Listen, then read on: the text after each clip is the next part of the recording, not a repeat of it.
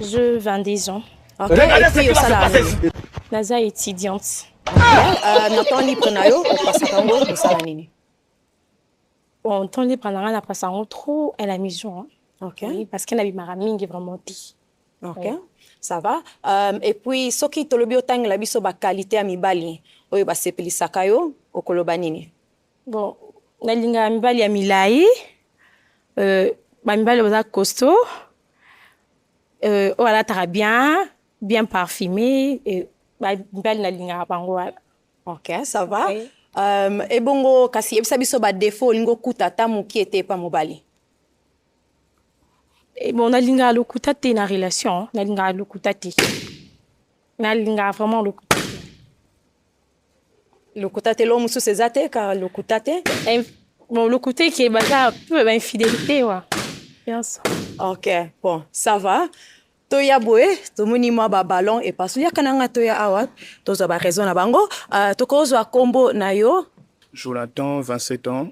et puis osala nini? Fini mes études récemment, je suis à la recherche d'un emploi. Ok, merci. Opasuli ballon na yo po nini? Bon, nga nalingaka ba fille à moi milai, grand détail tout ça. C'est ça ma raison pour laquelle j'ai éclaté le ballon.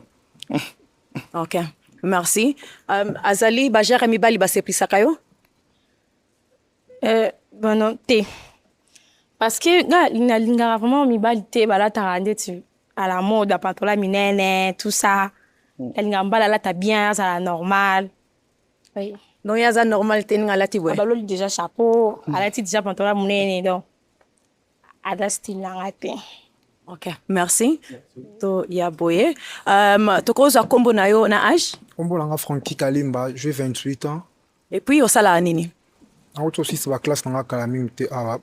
Non luka na travail maintenant na zuité. Ok, merci. Tomoni opasuli ballon na yo ya kopisa na peni. Tomoni opasuli ballon na yo ko yebisa biso po nini? Premièrement nga linga na bana bana ndako te. Ana ba fia banda, bisa mo ndako bo na RIE au moins website to kutana. Papa bango kozala esimba te. Nga bana ndako na linga ka nde bango te. Nga fi ba libanda na benge désert akomi na e. Place nga za alandinga. Donc yango vraiment. Ok, merci. Azali ba gère ba garçon ba selpisaka yo? Nalbe déjà nalinga mibala milai. Mibala costaud, alati bien, mais aza vraiment genre ngati. Ati déjà il aura lito déjà. Donc comme dans ma cam, donc aza jaramba ngati. Mais aza kitoko. Oui. Merci. D'accord. Merci. To pusana boye. Kombo na yo na âge? Hello, j'ai 28 ans. Hello, osalaka nini? Bon, on a des priagas. On a un business à la personnelle en fait. Ok, merci. Opasuli ballon na yo? Ko pesa biso ba raison na yo? Bon, à ça m'a bêté, moi c'est kitoko, sauf que du genre que n'a pas préféré mais a commis pénalité place dans l'inac en fait. Mais elle est très jolie. Merci. Hello. Soki approché yo na balabala. Okosolola na ye? Ah non, on lingati. Pona nini? Non, lingati déjà habillement déjà il s'appelle singati selon moi. Maza mbali kitoko. Mais habillement ni na linga habillement bon. Oui.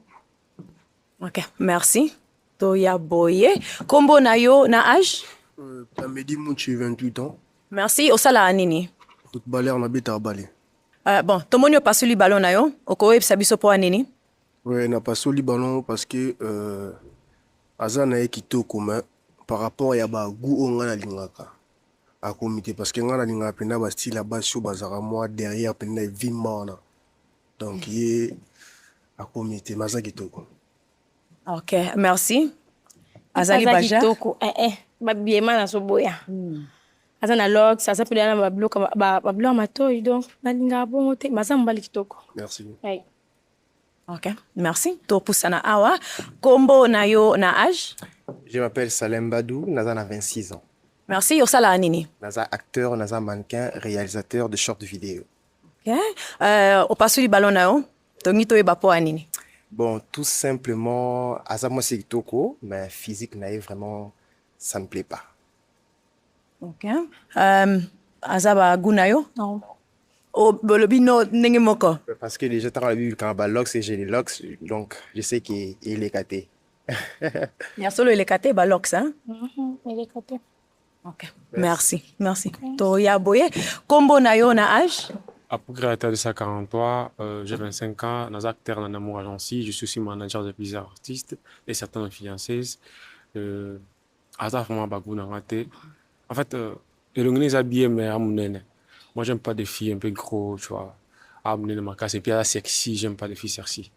Voilà, c'est ça.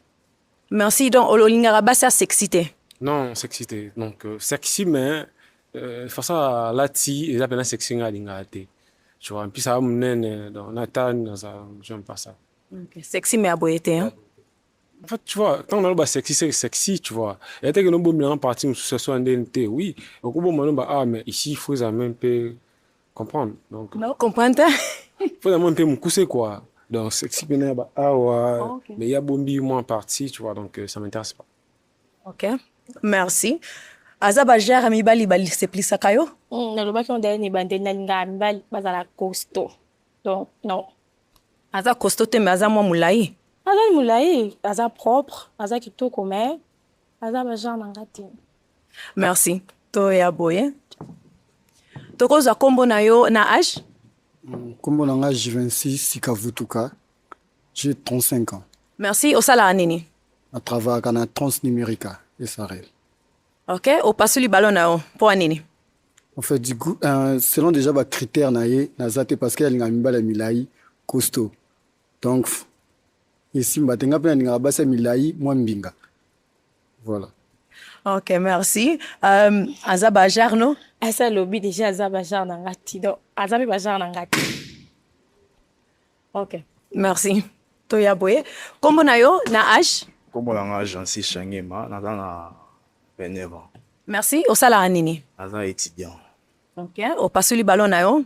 Tongi toye batina. En fait, premièrement, on a passé là parce que Aza, en fait, elle est belle, hein? Elle est jolie, mais ce n'est pas dit qu'elle est dans passé là non, elle a bien, mais le problème est que na linga ne basi ya binenete.